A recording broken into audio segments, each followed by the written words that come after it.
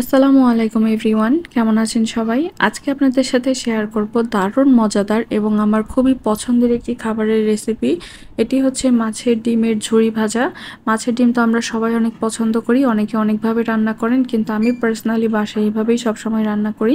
সেই রেসিপি খুব সহজভাবে আজকে আপনাদের সাথে শেয়ার করব, আশা করছি সবারই ভালো লাগবে। মাছের ঝুরি ভাজার জন্য প্রথমে আমাদের লাগবে মাছের ডিম। তো এখানে বেশ বড় সাইজের ডিম নিয়েছি। আমি এখানে পাঙ্গাস মাছের ডিম ইউজ করছি। আপনারা চাইলে যে কোনো মাছের ডিমই এখানে ইউজ করতে পারেন। আর এখানে কিন্তু বেশ অনেক ডিমই ছিল।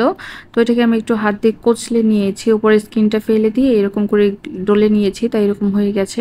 এখন রান্নার প্রস্তুতিতে চলে যাচ্ছি। একটি কড়াই আমি হাফ কাপ থেকে কিছুটা বেশি তেল দিয়ে 2 কাপ পরিমাণ পেঁয়াজ কুচি দিয়ে দিয়েছি। পেঁয়াজটা একটু ভেজে নিব একটু সময় নিয়ে। যখনই একটু লাইট কালার চলে আসবে তখন আমি কিছু কাঁচামরিচ দিয়ে দিব, আস্ত কাঁচামরিচ কিছু আস্ত আর কিছু আমি মাঝখান দিয়ে কেটে দিয়েছি।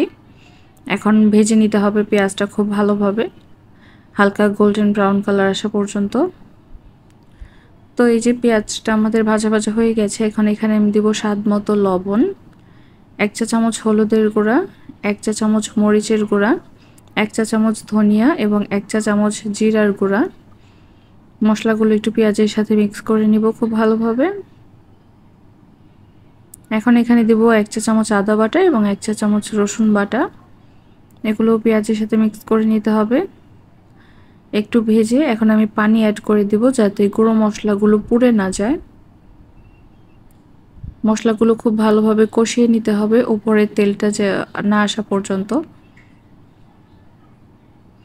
তো এই যে আমাদের কষানো হয়ে গেছে, তেলটা কিন্তু উপরে চলে এসেছে, তেল আর মশলা সেপারেট হয়ে গেছে।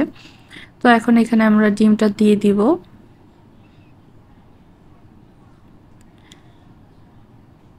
ডিমটা দিয়ে আমাদের নেড়ে নিতে হবে। আর এটা কিন্তু খুব দ্রুত এই যে জমাট বাঁধতে শুরু করে ডিম, দেখতে পাচ্ছেন এটা কিন্তু 2 থেকে 3 মিনিটের মধ্যে এই যে জমাট বাঁধা শুরু হয়ে গেছে। ক্রমাগত এইভাবে সুন্দর করে নাড়তে হবে, নয়তো এক জায়গায় দলা পাকিয়ে থাকবে।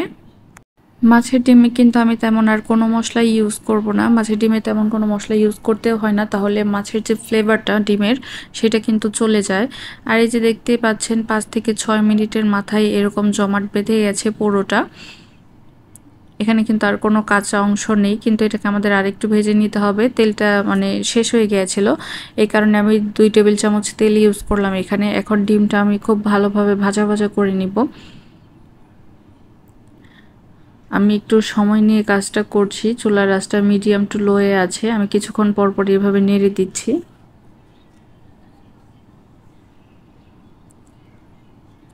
তো এই যে এটা কিন্তু আমাদের ঝোড়া ঝোড়া হয়ে গেছে, দেখতেই পাচ্ছেন সবগুলো একটা একটা থেকে সেপারেট হয়ে গেছে। কিছুক্ষণ আগে যে দলা দলা অবস্থা ছিল সেটা কিন্তু এখন আর নেই। এভাবেই নাড়তে নাড়তে একাই এটা এই অবস্থায় চলে আসবে। ডিমের ঝুরি ভাজা খেতে কিন্তু অসম্ভব মজার। আপনারা যারা ভিডিওটি দেখছেন তারা অবশ্যই একবার ট্রাই করবেন এইভাবে, ইনশাল্লাহ আপনাদের অনেক মজা লাগবে।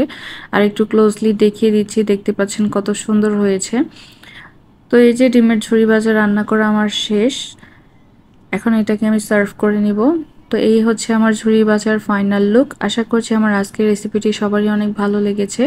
যারা ভিডিওটি দেখছেন শেষ পর্যন্ত দেখবেন, আর অবশ্যই চ্যানেলটি ফেসবুক থেকে যারা দেখছেন ফলো করে দিবেন, আর যারা ইউটিউব থেকে দেখছেন তারা অবশ্যই সাবস্ক্রাইব করে দেবেন। সবাইকে অনেক অনেক ধন্যবাদ আজকের ভিডিওটি দেখার জন্য।